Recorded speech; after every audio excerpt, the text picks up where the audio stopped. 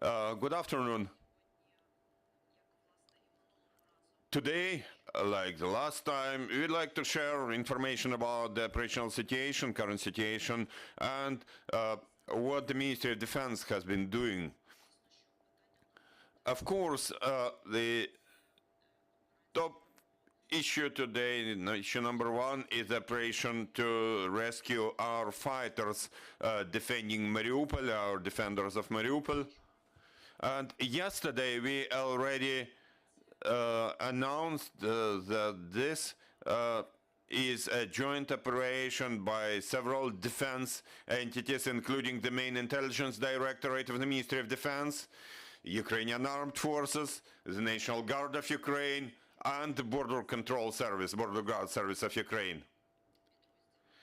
Those agencies and units have jointly launched this operation, and yesterday we already mentioned its first stage, whereby 53 heavily wounded people had been evacuated. Also 211 people in more or less satisfactory condition have been evacuated, and this operation will continue until those people return to the territory controlled by Ukraine, by Ukrainian government. Also, we said that unfortunately it's impossible to unblock those people in military way, and there is no other way to rescue them other than the mechanism we have been using. That was the only solution. We have to remember again that the defenders of Mariupol, they include the National Guard, the National Police, Border Guards, and members of Ukrainian Armed Forces, including the 36th Marine Brigade, territorial defense of the city of Mariupol. And those people have implemented to the full extent their assignment.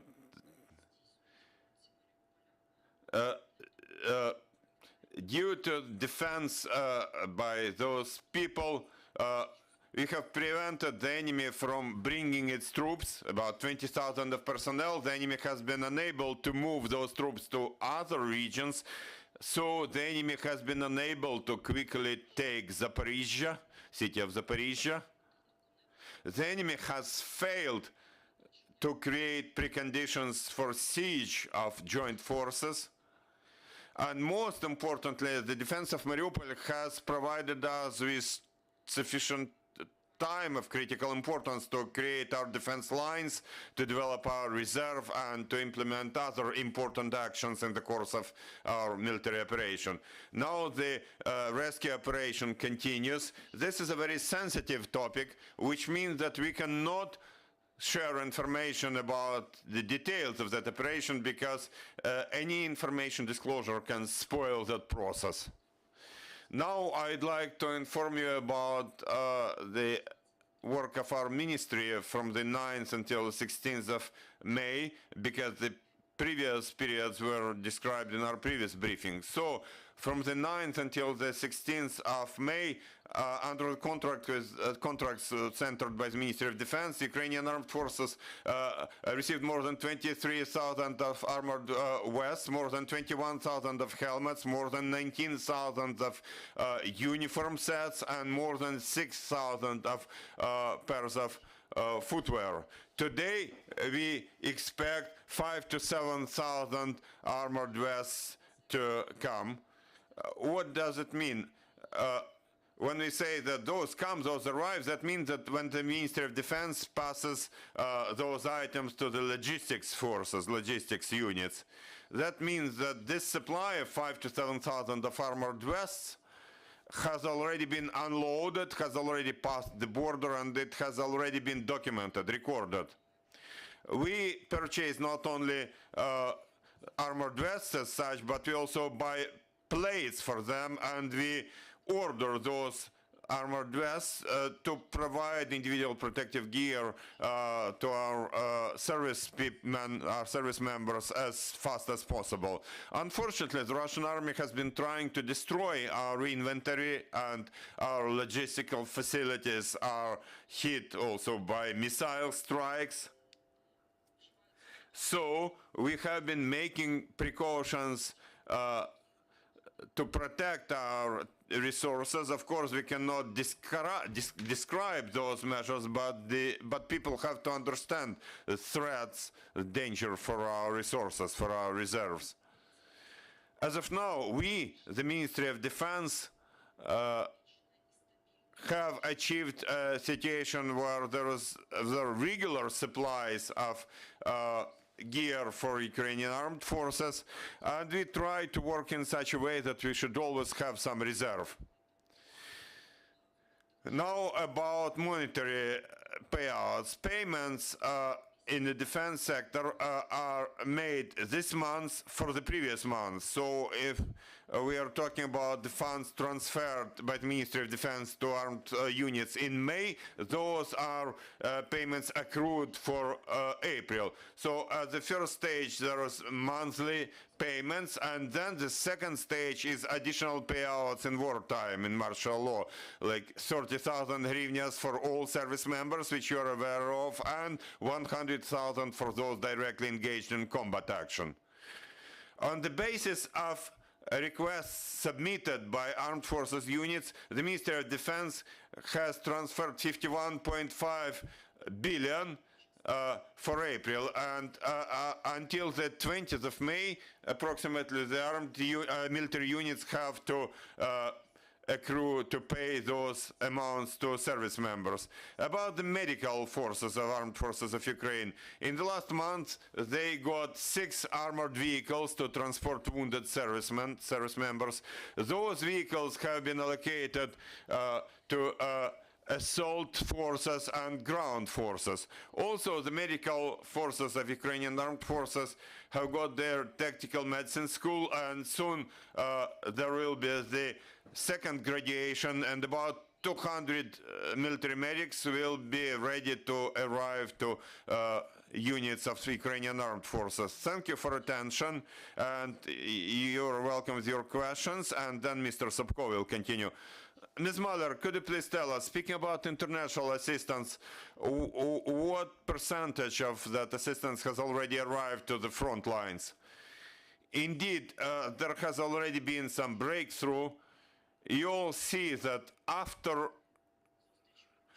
the Ramstein meeting, where there were more than 40 leaders of defense ministries present, indeed, the assistance for Ukraine is now being provided in a joint way, and in several months Ukraine will get to parity level with those threats, because definitely Russia is now has now more equipment and more personnel. It's dangerous to describe exact numbers now, because the enemy monitors our information and they will understand our capability if you quote any numbers. But the fact is that the assistance supplied from the West, and it's already been used in the battlefield, that's true. Sweden and Finland joining NATO, how it will affect the general situation in your view?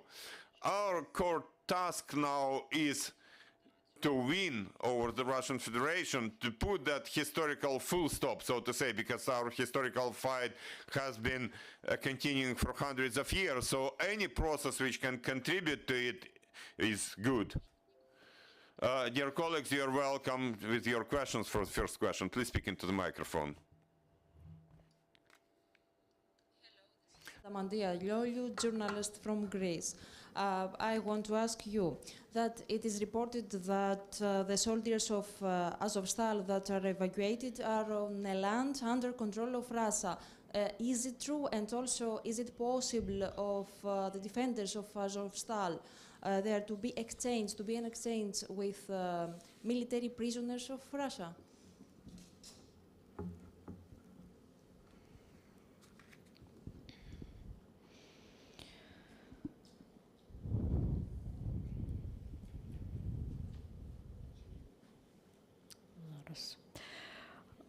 Вчора ми Yesterday we said that heavily wounded people, and there are 53 of those, have been evacuated to Novozovsk, where they will be provided with medical assistance, and that's territory which has been currently temporarily occupied by the enemy. It's not controlled by Ukraine.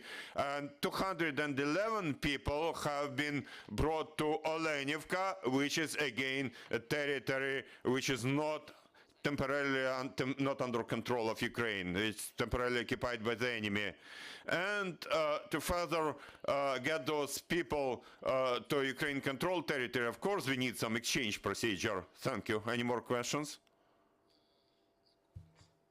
Media in Italy, according to some website, in the Azovstal caves, there are also foreigner fighter, American and English soldier, and maybe also Italian soldier. Is it true? Can you confirm this or not?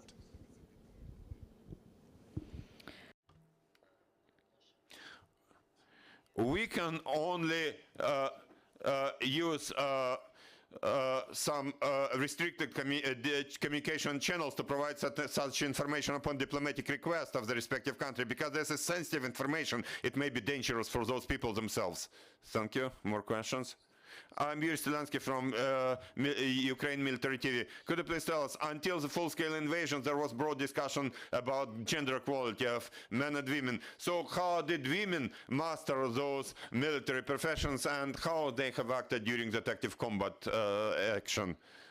Thank you for your question. Indeed, there has been a very interesting trend in Ukraine, which we saw also in 2014 as well as now, whereby more women than in peaceful times have been joining the armed forces. And this is a very interesting peculiarity of Ukrainian women.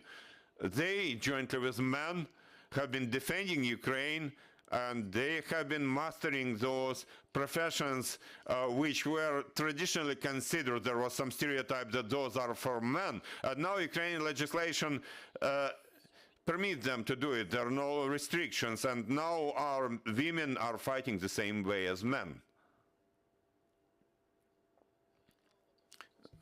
Press agency. I have a question about Azovstal too.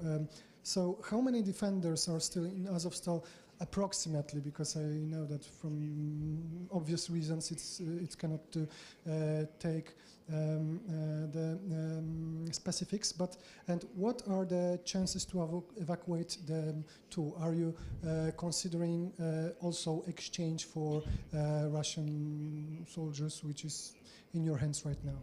Thank you.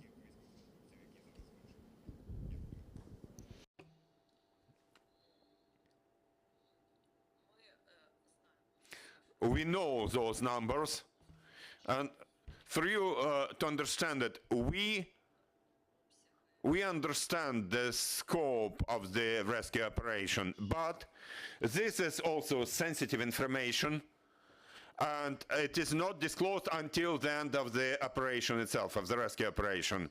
Now, about the chances, it would not be the right thing to make any assumptions now, and it would not be the right thing to try and answer the question when this war will end.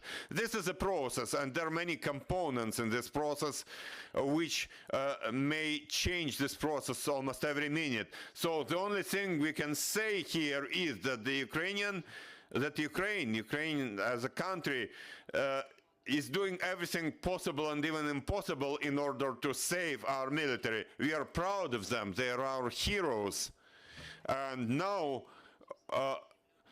all those scenarios proposed in social media, proposed by experts, proposed by foreign politicians who are worried, all those scenarios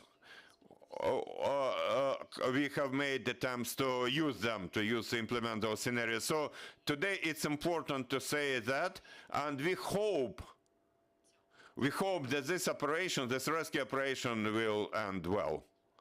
More questions? Thank you. I'm Vitaly Golod from Ukrinform. Please tell us, today there has been some information from Russian State Duma, Russian Parliament, saying that they're going to make a decision to prohibit exchange of our soldiers from Mariupol in Russia. Do you think it's a provocation, or do they just make their statements for their internal audience, for their TV audience, or how it could affect further process about our soldiers? And my second question is this: do you have any information how many Russian prisoners of war we have here? Thank you.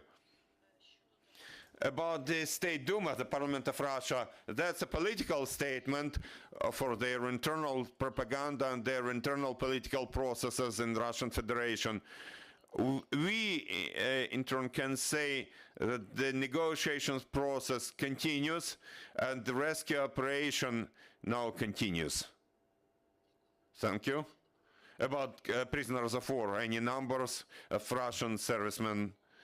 About prisoners of war, since the 24th of February, Ukraine has developed mechanisms for the exchange of prisoners of war, fully in line with Geneva Conventions, which is very important. We have completely transparent exchange mechanisms with the involvement of the International Committee of Red Cross. And all information about prisoners of war is at disposal of the National Information Bureau. So currently the Ministry of Defense of Ukraine in functional terms is not in charge of that information. Thank you. Any more questions? I'm Nazar Voloshin for Army Inform. Could you please tell us, recently there have been missile strikes against infrastructure in towns and cities, including the capital city. According to the last version, the President has said that 38 diplomatic missions have returned to Ukraine. How to close our sky, in particular above capital city, or has it been closed already? Russia becomes predictable, even though they tried to get that status of unpredictable enemy. They respond emotionally to any successes of Ukraine, including its international successes, and indeed those missile strikes, rocket strikes, there is a risk of those all over Ukraine.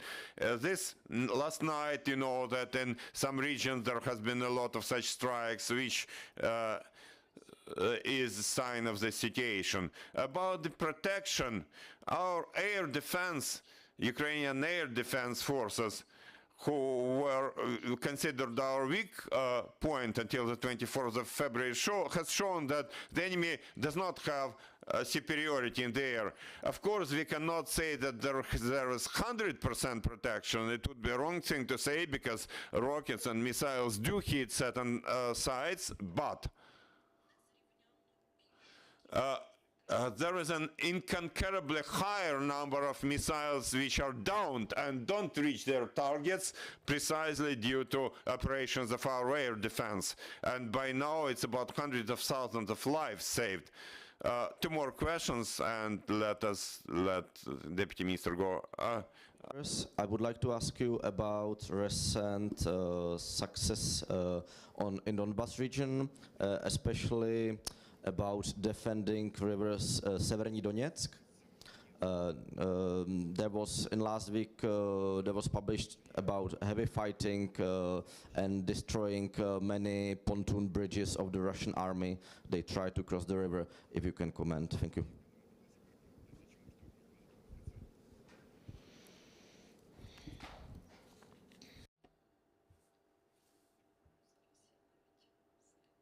I will even find some international news agency published something about it. Let me find it, just a minute. The matter is, yeah, that's the bridge near Belogorivka, which may become one of the biggest failures of Russian army. I think this is from the UK press. We don't have such titles, and I will explain to you why.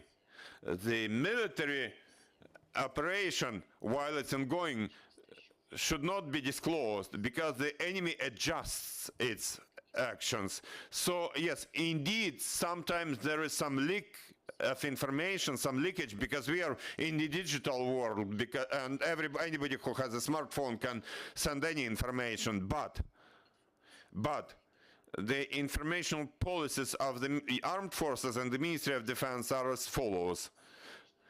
For us, the security of that operation is more important than any quick that informing about the developments in the front, at the front, in a quick way. Yeah. So about trends, the enemy fails to surround our joint forces in Donetsk and Luhansk oblasts, in that region. They fail to do it, although the enemy, the Russian army, has set a goal for themselves after they failed to take Kyiv. They want to get to geographic boundaries of Donetsk and Luhansk oblasts. And currently, with all those strong battles and shelling all along the front line, the Russian army still fails to achieve even this goal. The last question, you're welcome. Thank you for your information. I'm from Phoenix TV. Currently, in Kharkiv direction, the Russian army has started active counterattack, counteroffensive. When are you going to counterattack in other directions to push the Russian army away to liberate all those territories of Ukraine? Indeed, in Kharkiv area, it has been successful for Ukrainian armed forces, and the General Staff regularly informed about liberation of towns and villages, and we practically reached those borders, those boundaries of Kharkiv Oblast. At the same time, your question contains some intelligence component about plans of our armed forces. Of course, this information cannot be disclosed. Thank you, Ms. Maliar. And Serhiy Sobko, you're welcome, our next speaker. Serhiy is Chief of Staff of the Territorial Defense of Ukrainian Armed Forces. Serhiy, please tell us about tasks of the territorial defense since we have got the second stage of this war. Good afternoon, everybody. If I may, I would like to answer three most relevant questions, in my view, which now appear about the territorial defense of Ukrainian armed forces. The first question is this: whether the territorial defense forces can be engaged in combat action in combat areas on the first line, as we call it.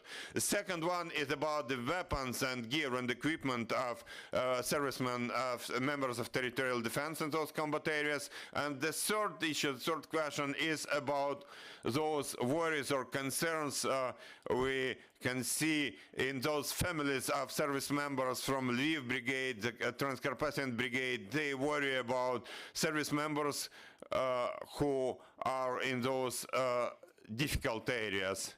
So about the first question, I'd like to emphasize that territorial defense forces are a component of Ukrainian armed forces, like others, like ground forces, like air forces, like navy, like assault forces and others.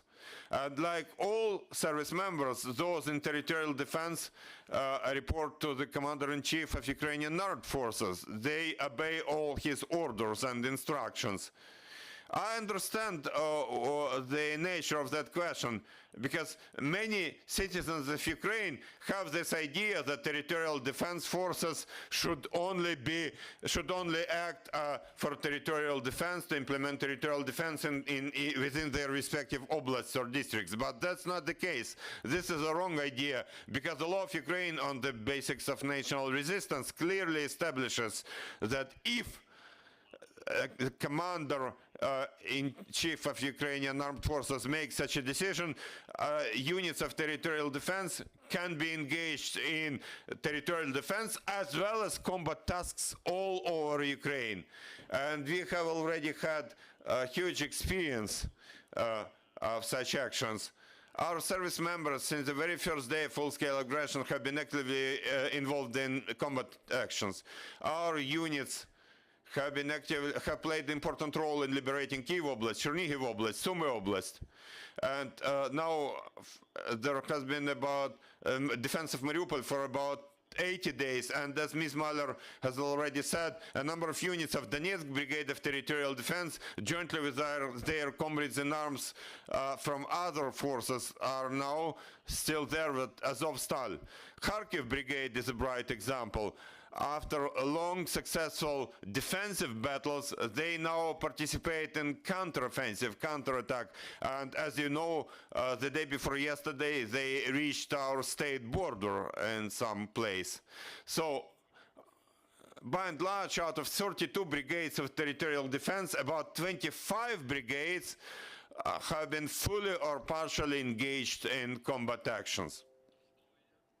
About weapons and supplies for those units involved in combat actions, implementing combat tasks. It's important to understand that our units always act within those groups of forces under joint command.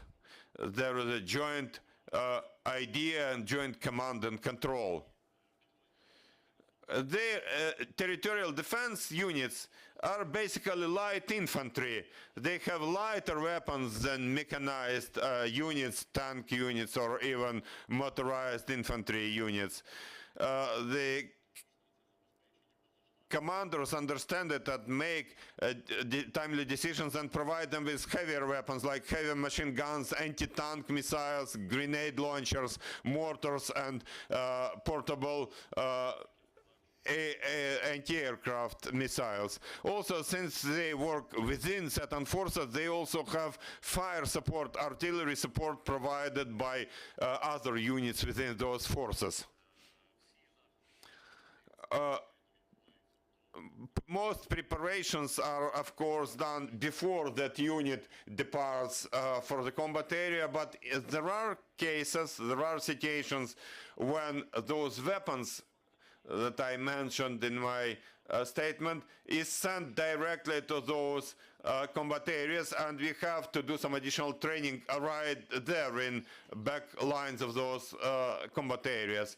About supplies, all those 100% of service members have their protective gear. They have helmets, they have armored vests, and medical assistance kits for themselves and their comrades in arms. The third issue is more sensitive, and I'd like to start by thanking all service members of territorial defense who have joined the defense of Ukraine since the 24th of February, who have joined the territorial defense. I'd like to sincerely thank you for your service, for your commitment, for your courage, for your bravery, for implementing all your assignments, for, you know, you have been defeating the enemy and you will be defeating the enemy wherever it's needed.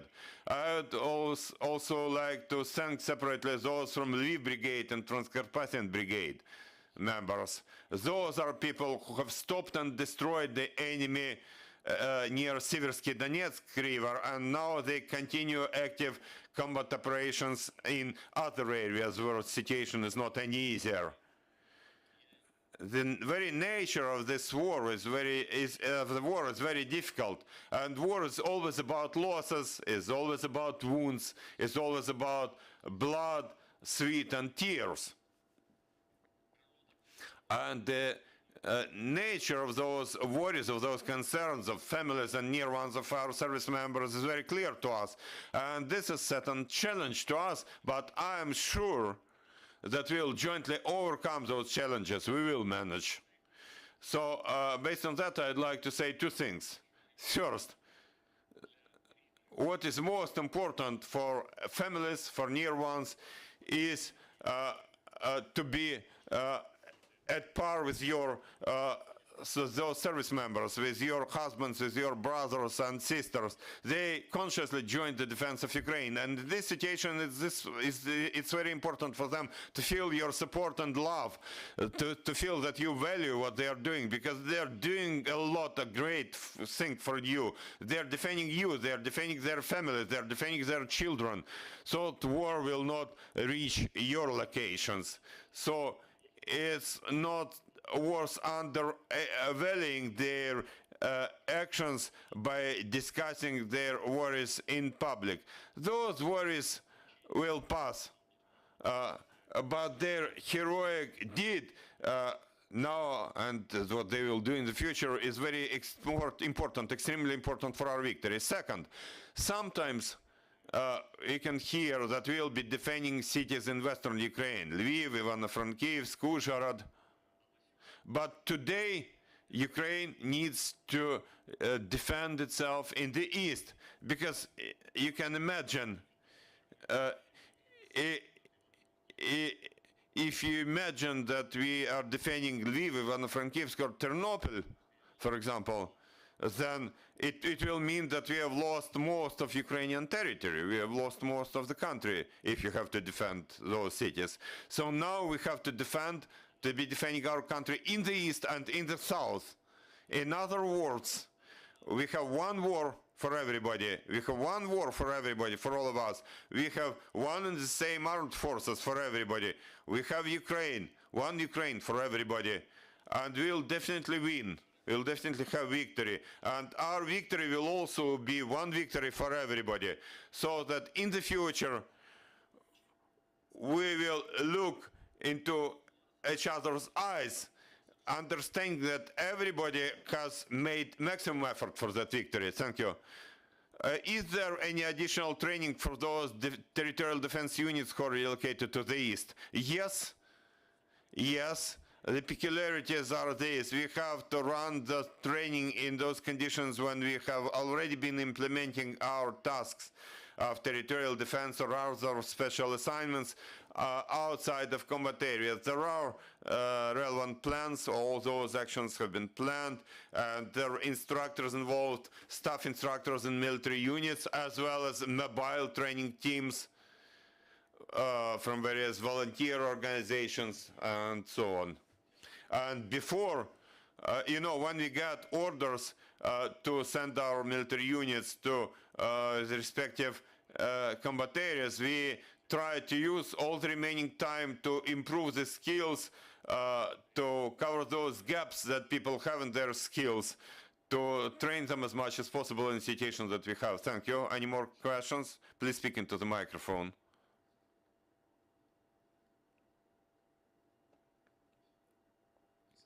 Thank you. I'm Vitaly Golod from Ukrinform. Thank you. Please tell us, there are those modern weapons coming from abroad, from other countries. Does it come to territorial defense or only to armed forces? Yes, I already mentioned the weapons that we additionally bring to our units: mortars, anti-tank missiles, grenade launchers, machine guns, anti-aircraft systems. We are talking about Ukrainian weapons as well as weapons received from partner countries. And my second question is this: about assignments implemented by territorial defense in other regions. For example, Kyiv territorial defense from Kyiv Oblast, which tasks does it implement around Kharkiv or in Donbass? I cannot answer this question specifically because of security reasons, but as I said, 26 out of 32 are brigades have been fully or partially engaged in combat action, so most of them by now. Any more questions?